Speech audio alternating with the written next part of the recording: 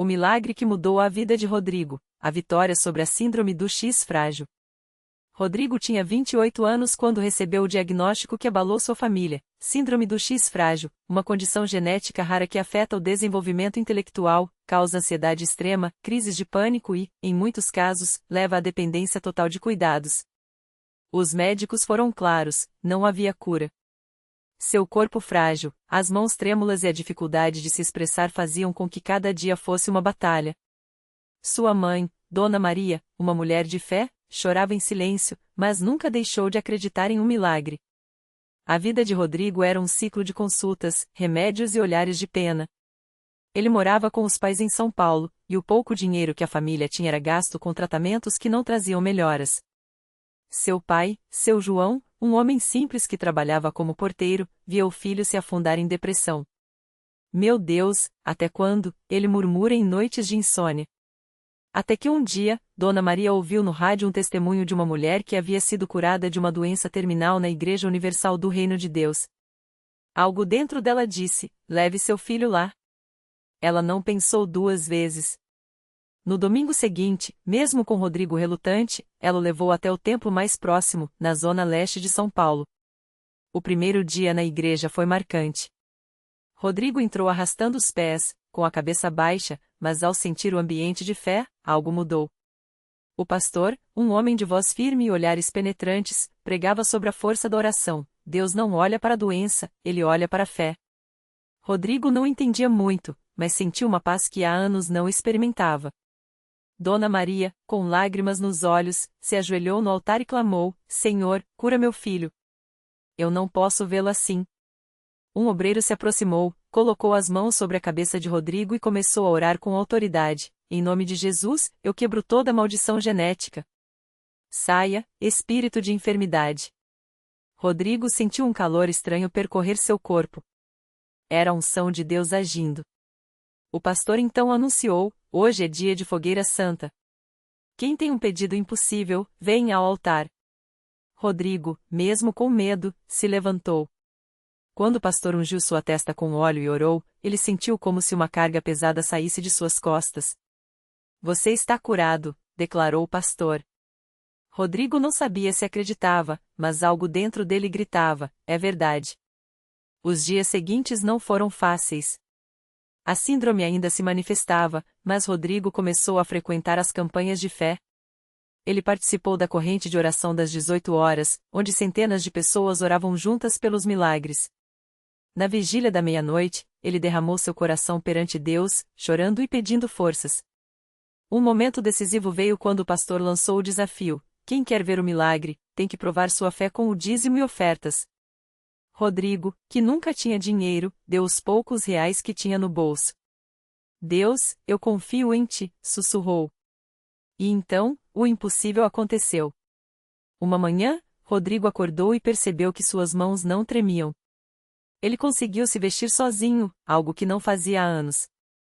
Sua fala, antes confusa, começou a fluir.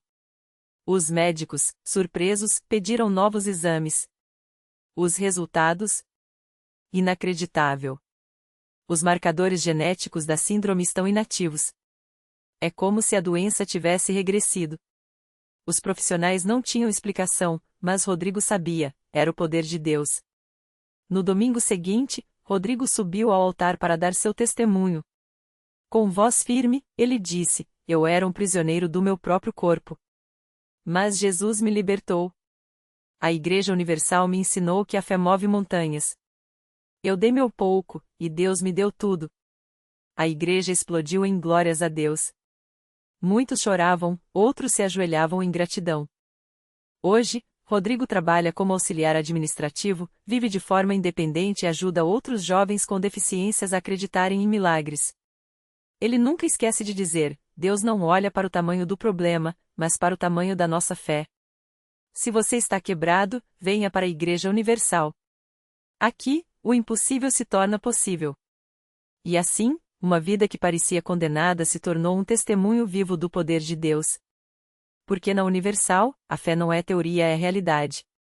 Naquela mesma noite, enquanto as luzes da igreja ainda brilhavam com a emoção do testemunho de Rodrigo, uma mulher chamada Marisa sentou-se nos últimos bancos, com as mãos trêmulas e o coração apertado. Ela havia chegado ali arrastada pela irmã, depois de anos ouvindo que nada mais podia ser feito pelos médicos. Seu filho, Lucas, de apenas 7 anos, nasceu com uma doença rara que o deixava incapaz de andar ou falar. Os especialistas diziam que ele nunca teria uma vida normal. Marisa já havia chorado todas as lágrimas que podia, mas naquela noite, algo dentro dela acendeu quando ouviu Rodrigo falar. Se Deus fez por ele, por que não por meu filho? Pensou, enquanto apertava contra o peito uma foto de Lucas, sorrindo apesar de todas as limitações. No domingo seguinte, ela voltou à Universal, dessa vez com Lucas nos braços. O menino, apesar de não conseguir se expressar, parecia sentir a energia do lugar. Quando o pastor fez o chamado para os que precisavam de um milagre, Marisa levantou a mão com força, os olhos cheios de lágrimas. Senhor, eu não aguento mais ver meu filho sofrer. Se o Senhor é real, toque nele hoje, clamou em voz baixa, mas com uma fé que ela mesma não sabia que tinha. O pastor orou por Lucas, impôs as mãos sobre sua cabeça e declarou: em nome de Jesus, eu determino que este corpo seja restaurado. Que os ossos se fortaleçam, que a mente se abra e que a boca fale para a glória de Deus. A igreja inteira gritou amém, e Marisa sentiu algo estranho acontecer. Um calor percorreu seu corpo, como se uma corrente elétrica tivesse passado por ela e pelo filho. Naquela semana, algo incrível começou a acontecer. Lucas, que nunca havia dado um passo, tentou se levantar sozinho na cama. No início, eram apenas pequenos movimentos, como se estivesse testando suas pernas. Marisa chorava a cada progresso, gravando tudo no celular para mostrar aos médicos que diziam ser impossível. Até que, no 7º dia depois da oração, Lucas segurou na mão da mãe, olhou nos seus olhos e disse, com uma voz fraca, mas clara: Mãe, água. Marisa caiu de joelhos. Era a primeira palavra que ele falava na vida. Ela correu com o menino de volta à igreja, e quando Lucas entrou andando ainda cambaleante, mas andando com as próprias pernas, a congregação explodiu em louvor. O pastor abraçou o menino e disse: este é mais um sinal de que Deus não desistiu do Brasil. Cada vida transformada aqui é uma prova de que o diabo é mentiroso. Hoje, Lucas tem 10 anos, corre, fala, vai à escola e adora contar para todo mundo como Jesus o curou. Marisa, que antes vivia em desespero, agora é uma das voluntárias mais ativas da Universal, ajudando outras mães que chegam com filhos doentes.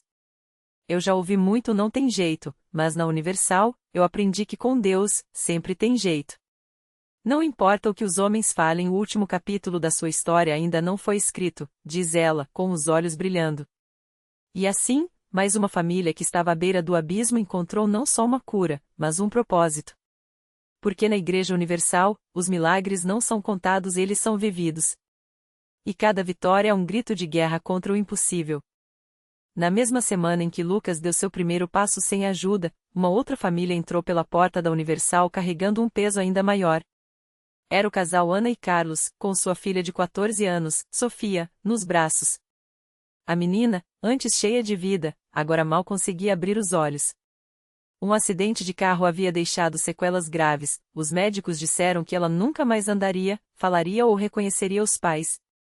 O cérebro dela sofreu danos irreversíveis, repetiam os especialistas, como se fosse uma sentença sem apelação.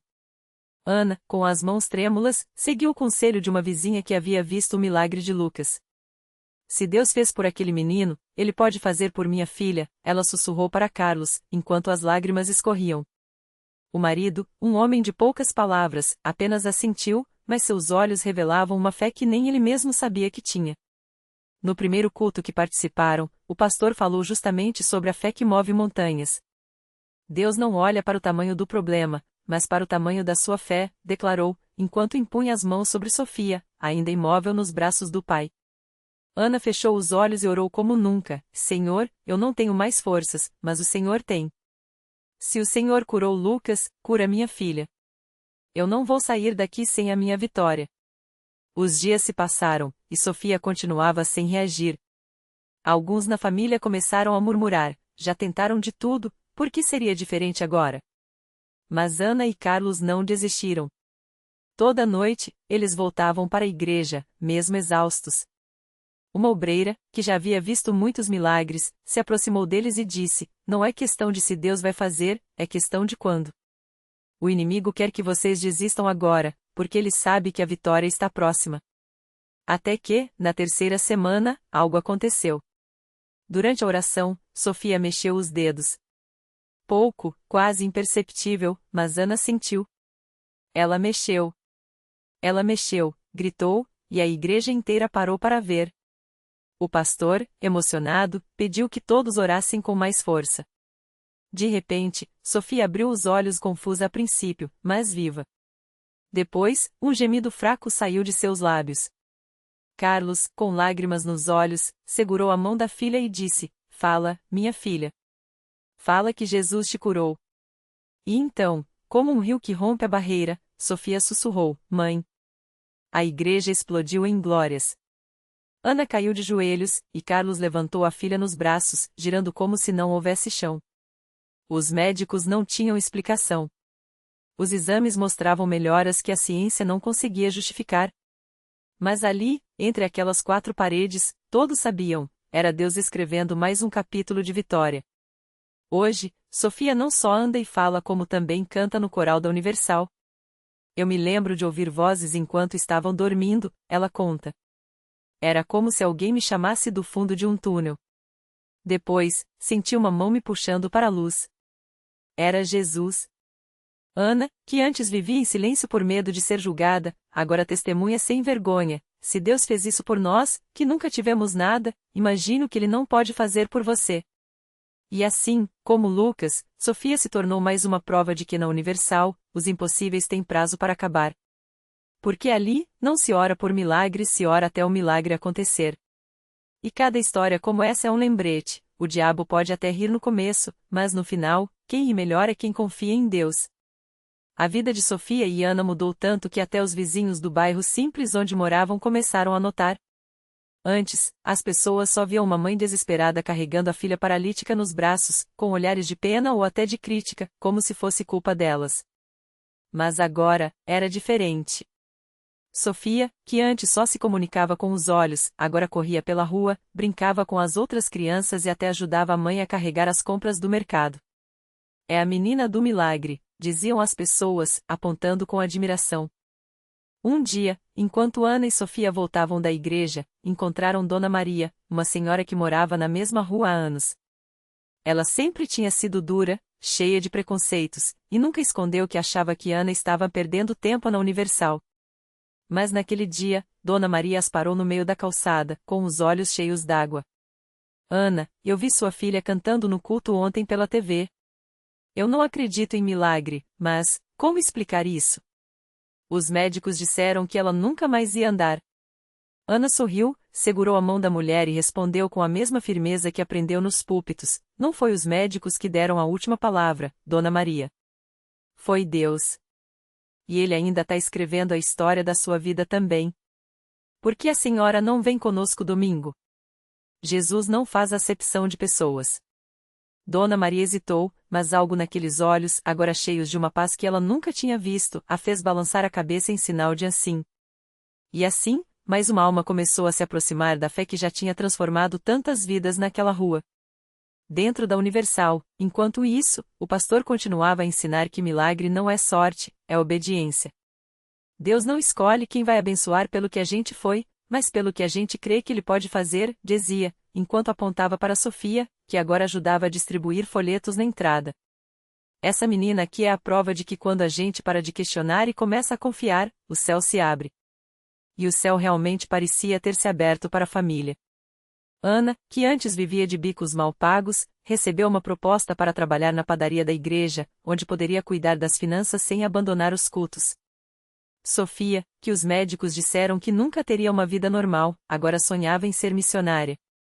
Eu quero contar para todo mundo que Jesus é real, ela dizia, com aquele sorriso que só quem viu o impossível virar possível consegue ter.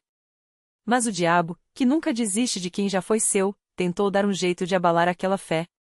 Uma noite, Sofia começou a sentir dores fortes nas pernas, como se o corpo quisesse voltar ao estado de antes. Ana, assustada, quase caiu na tentação do desespero. Será que foi tudo ilusão? Pensou, enquanto via a filha se contorcer de dor. Mas então se lembrou das palavras do pastor: o inimigo ataca mais forte quando sabe que está perdendo. Ela pegou Sofia no colo, mesmo a menina já estando grande, e correu para a igreja, mesmo sendo madrugada. Lá, encontraram o templo vazio, mas não silencioso. Ana ajoelhou no chão, com Sofia nos braços, e começou a clamar: Senhor, o diabo acha que vai roubar o que o Senhor já deu? Não, Deus. Esse milagre é nosso, e nós não vamos soltar. Foi então que Sofia, entre lágrimas, sussurrou: Mãe, eu tô ouvindo de novo. É a mesma voz. Ela tá dizendo: Levanta, minha filha. E foi o que aconteceu. Assim como no dia do milagre, uma força invisível parece ter tomado conta do corpo de Sofia. As dores sumiram, e ela se levantou, firme, como se nunca tivesse caído. Ana chorava, não de medo dessa vez, mas de gratidão. O diabo até tenta, mas em nome de Jesus, ele não vence, gritou, enquanto abria os braços para o céu. No domingo seguinte, a história de Sofia foi contada mais uma vez no púlpito, e dessa vez com um detalhe que deixou todo mundo de pé: as novas ressonâncias mostravam que as lesões no cérebro dela tinham sumido. Não havia explicação médica. Só uma: o poder de Deus. Hoje, anos depois, Sofia não é só uma menina que foi curada. Ela é uma jovem que ajuda outras famílias a não desistirem. Ana, que já foi uma mãe sem esperança, agora é uma obreira que ora com as pessoas no altar, lembrando a todos que Deus não olha para nossa situação, Ele olha para nossa fé. E assim, a Universal continua sendo um lugar onde o impossível encontra prazo para acabar. Porque lá, não se ora se Deus vai fazer. Ora-se até Ele fazer. E cada história como a de Sofia é um aviso para o inimigo: na Igreja Universal, a última palavra nunca é da derrota. É da vitória. Sempre. Na mesma semana em que Sofia compartilhou seu testemunho no culto, uma mulher chamada Marisa entrou pela primeira vez na Universal arrastando os pés, com o rosto marcado pela dor. Ela carregava nos braços o filho de 2 anos, Pedro, que nasceu com uma doença rara nos ossos. Os médicos tinham dito que ele nunca andaria, que suas pernas frágeis não suportariam o próprio peso. Marisa já tinha gastado tudo o que tinha em consultas, exames e remédios que não davam resultado. Quando viu Sofia no púlpito, sorrindo e saudável, algo dentro dela se mexeu. Se Deus fez por ela, pode fazer por meu filho, pensou, enquanto lágrimas escorriam sem controle. Ela não sabia, mas Sofia a observava do fundo do templo. A jovem se aproximou com um sorriso tranquilo e perguntou: Posso orar com você? Marisa, sem forças para recusar, apenas assentiu. As duas se ajoelharam ali mesmo, entre os bancos, e Sofia começou a clamar em voz alta: Senhor, o mesmo Deus que me curou é o Deus que vai fortalecer os ossos de Pedro. Não há doença que resista ao teu poder. As pessoas ao redor pararam para ouvir, e em segundos, um coro de vozes se juntou à oração. Naquela noite, Marisa levou Pedro para casa com uma certeza que não tinha antes: Deus tinha ouvido. Mas o que aconteceu nos dias seguintes foi além de qualquer expectativa. Uma semana depois, durante um culto de libertação, o pastor chamou todas as crianças com necessidades especiais para o altar. Pedro estava nos braços da mãe quando, de repente, ele se debateu como se quisesse descer. Marisa, com medo de que ele caísse, segurou-o com mais força, mas o menino insistia, chutando as perninhas com uma energia que ela nunca tinha visto. Até que, sem aviso, Pedro escorregou de seus braços e ficou de pé. Tremendo, mas de pé. O templo inteiro gritou. Marisa caiu de joelhos, cobrindo o rosto com as mãos, enquanto o filho dava os primeiros passinhos cambaleantes em direção ao pastor, que o esperava de braços abertos. Os médicos, quando viram as novas radiografias, ficaram estarrecidos. Os ossos de Pedro, antes porosos e quebradiços, mostravam uma densidade normal para a idade. Isso não tem explicação científica, admitiu um deles, enquanto Marisa sorria, segura de que não precisava de mais nenhuma. Meu filho foi curado na Universal. Onde os homens disseram o não, Deus disse o sim. Hoje, Pedro corre pelo pátio da igreja brincando com outras crianças, e Marisa faz parte do grupo de oração que atende mães desesperadas. Eu era uma mulher quebrada, mas Deus restaurou meu filho e minha fé, ela conta, com os olhos brilhando. Se você está lendo isso e acha que seu caso é sem solução, venha à Universal. Porque aqui, o milagre não é exceção. É regra. E assim, como um rio que não para de fluir, os testemunhos se multiplicam. Cada vitória se torna uma semente de esperança para quem ainda está na luta. Na Universal, não há limites para o que Deus pode fazer, só corações dispostos a acreditar. E o inimigo, mais uma vez, é obrigado a recuar, porque quando o povo de Deus se une em fé, até o impossível se curva. O milagre que não teve fim. Pedro não só recuperou a saúde, como se tornou um símbolo vivo da fidelidade de Deus. Os médicos, que antes balançavam a cabeça com desdém, agora o chamavam de um menino do milagre, e alguns, até mesmo os mais céticos, começaram a questionar se não haveria algo maior por trás daqueles muros.